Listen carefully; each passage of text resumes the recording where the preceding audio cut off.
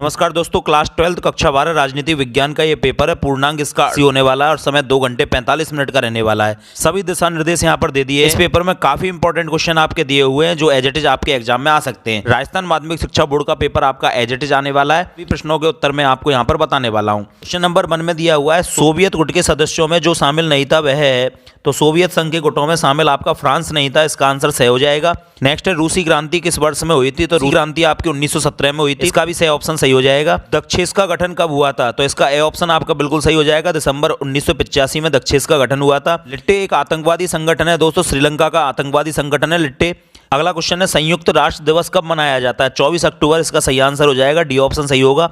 Next question है, प्रथम पृथ्वी सम्मेलन कब मनाया गया था, तो 1992 में प्रथम पृथ्वी सम्मेलन मनाया गया था। बच्चों, पढ़ाई में डाउट आ रहे हैं, सॉल्व नहीं हो पा रहे हैं, घबराओ मत। इसका सॉल्यूशन है डाउटनट ऐप। जिस भी सवाल में आपको डाउट है उसकी फोटो खींचो, क्रॉप करो और 5 सेकंड के अंदर अंदर उसका वीडियो सॉल्यूशन मिल जाएगा, वो भी बिल्कुल फ्री में। अब आप पूछिए अपना अनलिमिटेड सवाल कहीं भी कभी भी, चाहे आपका सवाल क्लास 6 से 12 आईआईटी जेई का, नीट का, फिर सीबीएसई, यूपी, बिहार, राजस्थान या अन्य स्टेट बोर्ड्स का हो, कोई भी सब्जेक्ट का हो, फिजिक्स का, केमिस्ट्री का, मैथ का, बायो का, साइंस का, आपके सभी सवालों का जवाब आपको मिलेगा डाउटनट ऐप पर। साथ ही डाउटनट ऐप पर चल रही है 9वीं से 12वीं तक की आईआईटी जेई नीट के बच्चों की ऑनलाइन क्लास का हिस्सा बनकर देश के सभी राज्यों के बच्चे लेकर आए हैं रैंक 1। तो आज ही डाउटनट ऐप इंस्टॉल करो और अपने सभी डाउट भगाओ और टॉप रैंक लेकर आओ। लिंक डिस्क्रिप्शन में है। नेक्स्ट क्वेश्चन है, भाषाई आधार पर बनने वाला पहला राज्य कौन सा है, तो दोस्तों आंध्र प्रदेश को भाषाई आधार पर बनाया गया था सबसे पहले।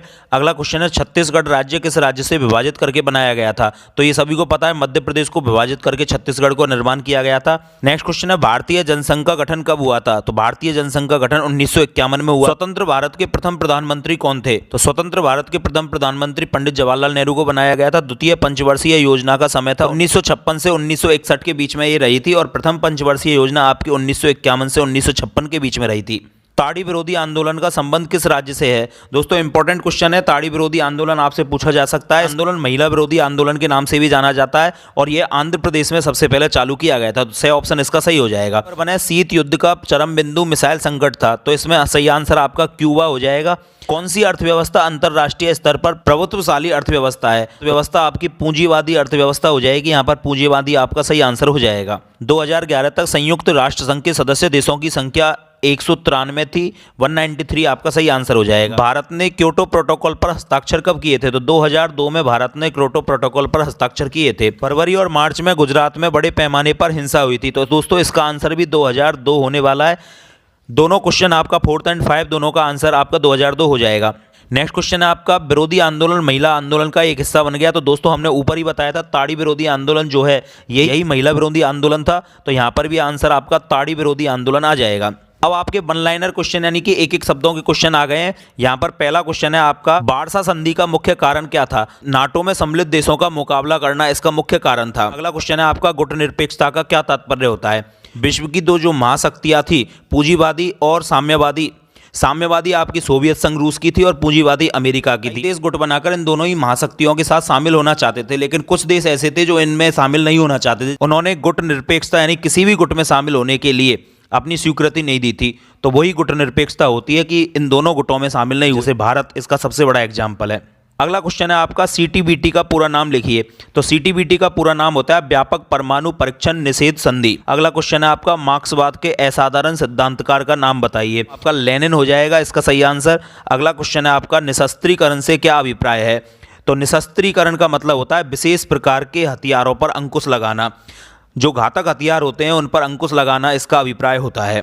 अगला क्वेश्चन है आपका, सतत पोषणीय विकास क्या होता है। सतत पोषणीय विकास का मतलब ये होता है कि हमारी आगे आने वाली पीढ़ी, जो भावी पीढ़ी है, फ्यूचर की जो पीढ़ी है, उसकी ज़रूरतों के हिसाब से हम आज संसाधनों का उपयोग करें, जिससे वो भी संसाधनों का उपयोग पूर्ण रूपेण कर पाएँ, क्योंकि संसाधन लिमिटेड है और ऐसी स्थिति में आने वाली पीढ़ी को संसाधन नहीं मिल पाएंगे यदि हम आज इनका दुरुपयोग करेंगे। तो भावी पीढ़ी की जरूरतों के अनुसार संसाधनों का उपयोग करना ही सतत पोषणीय विकास कहलाता है। अगला क्वेश्चन है आपका, राज्य पुनर्गठन अधिनियम कब लागू किया गया था। राज्य पुनर्गठन अधिनियम सन 1956 में लागू किया गया था। अगला क्वेश्चन है, भारत के किन राज्यों में हरित क्रांति का सर्वाधिक प्रभाव पड़ा था। भारत में पंजाब और हरियाणा में हरित क्रांति का सबसे ज्यादा प्रभाव देखने को मिला था। नेक्स्ट क्वेश्चन है दोस्तों, वामपंथी विचारधारा क्या थी। गरीबों का भला करने के लिए कुछ संगठन आगे आए थे, वो वामपंथी विचारधारा के थे। उनका मुख्य उद्देश्य समाजवाद को आगे बढ़ाना था, गरीबों की भलाई करना इसकी मुख्य विचारधारा थी। अगला क्वेश्चन है ताड़ी विरोधी आंदोलन कहां प्रारंभ हुआ था। दोस्तों हम शुरू में भी कह रहे थे ये क्वेश्चन मोस्ट इंपॉर्टेंट है। ताड़ी विरोधी आंदोलन ये ऊपर भी आ चुका है, आंध्र प्रदेश में ये प्रारंभ हुआ था और इसे महिला विरोधी आंदोलन के नाम से भी जाना जाता है। नर्मदा बचाओ आंदोलन के प्रणेता कौन थे, तो नर्मदा बचाओ आंदोलन के मेघा पाटेकर इसका सही आंसर हो जाएगा।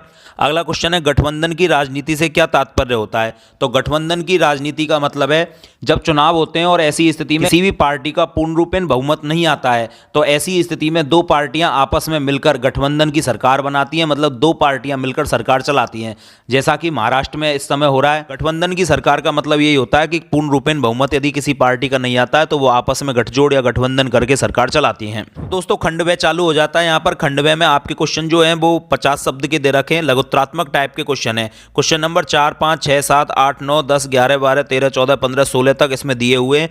ये बड़े क्वेश्चन है, इनको आप अपने लेवल पर करें। मोस्ट इंपॉर्टेंट क्वेश्चन दिए गए, इनको ध्यान से आप देखकर जाएं। काफी क्वेश्चन इसमें से एज इट इज आने वाले हैं। इसके बाद दीर्घ उत्तरीय क्वेश्चन आ जाते हैं लगभग 100 शब्द के, 17वां, 18वां, 19वां, 20वां, इसमें अथवा में भी क्वेश्चन आपके दिए गए हैं। और लास्ट पेज में इसमें खंडव्यय आ जाता है जिसमें 21, 22, 23 क्वेश्चन दिए गए, 4-4 नंबर के होने वाले हैं और अथवा में भी क्वेश्चन आपके दिए गए हैं। इनमें से काफी क्वेश्चन आपके एज इट इज फंसने वाले हैं।